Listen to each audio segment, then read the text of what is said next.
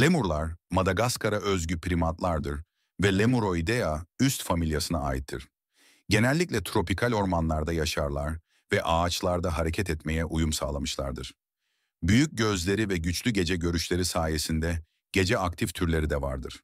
Çoğunlukla meyve, yaprak, çiçek ve böceklerle beslenirler.